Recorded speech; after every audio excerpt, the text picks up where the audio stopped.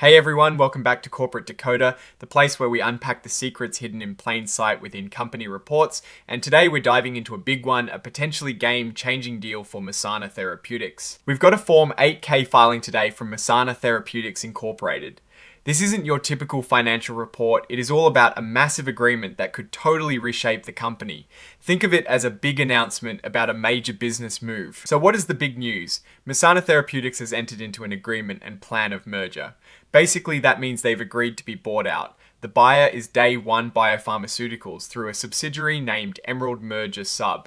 This deal is structured as a tender offer, meaning the buyer wants to buy up all the shares of Mersana directly from its shareholders. The offer on the table is quite interesting. It is not just cash, they're offering $25 net per share in cash, plus something called a contingent value right, or a CVR. This CVR is like a bonus ticket. It gives shareholders the potential to receive up to an additional $32.50 per share in cash if Mersana hits certain future milestones.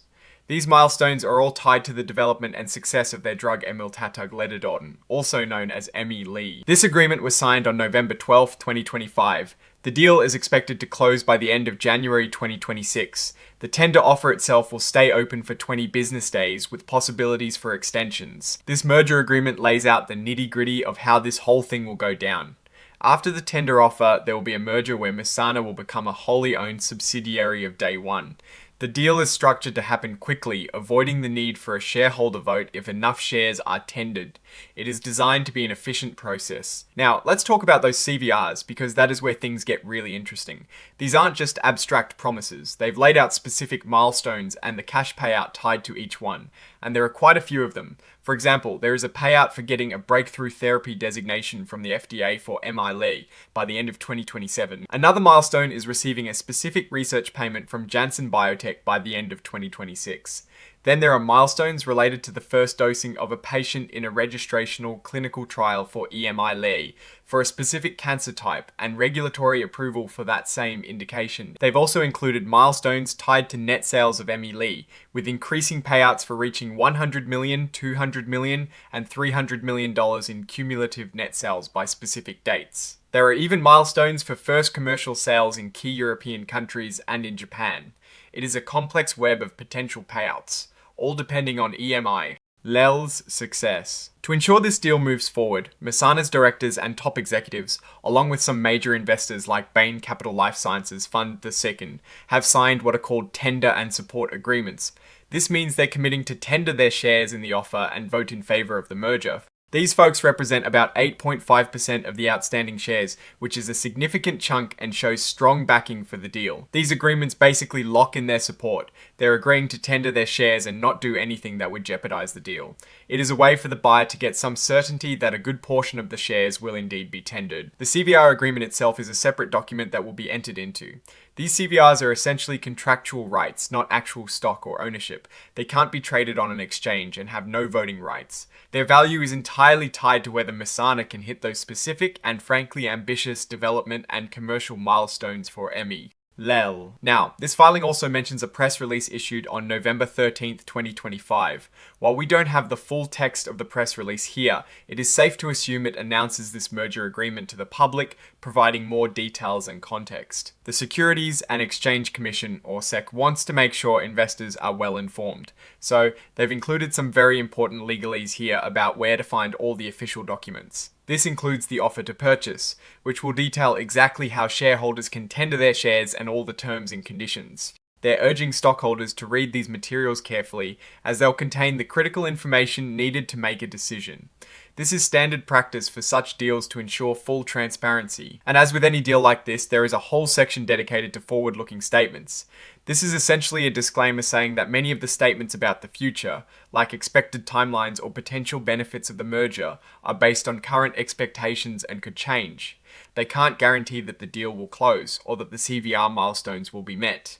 Lots of things can go wrong. From regulatory hurdles to shareholder dissent or even competing offers, it's a standard but crucial part of these filings to manage expectations. Looking at the details, the merger agreement also addresses how Mersana's employee stock options and stock purchase plans will be handled. For options underwater, meaning their exercise price is higher than the offer price, they'll be cashed out. For options that are in the money, they'll become fully vested and exercisable up to a certain date before the merger. The employee stock purchase plan will also terminate. This shows they're thinking about the employees and trying to provide some clarity on how their equity will be treated. Finally, the filing lists exhibits attached, which are the actual legal documents. We've got the merger agreement itself, the form of the tender and support agreement, and the form of the contingent value rights agreement.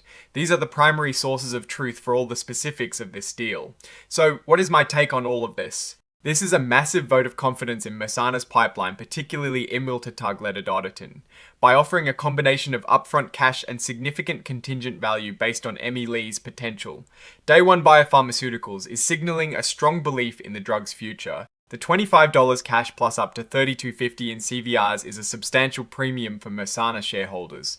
The key here is those CVR milestones. They're aggressive, especially the sales targets. Achieving $100 million in net sales by the end of 2032 is a big ask, and that is just the first rung on the ladder. If Emmy Lee falters at any stage, those CVRs could end up being worth very little. This isn't a slam dunk for shareholders who hold onto their CVRs long term. They're essentially betting on the drug's success against significant odds.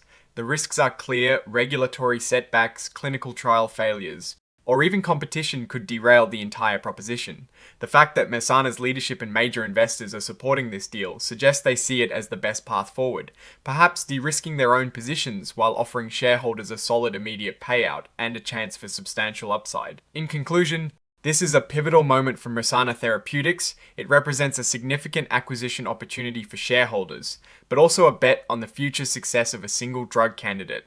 The real value will be unlocked only if Emmy Lee lives up to its immense potential. Alright, that is our breakdown of Mersana's big merger news. What is your take on these numbers and what they signal for the company's future? Do you think those CVRs are worth the bet? Drop your thoughts in the comments if this analysis was valuable. Hitting that like button really helps. And subscribe for more deep dives into corporate filings.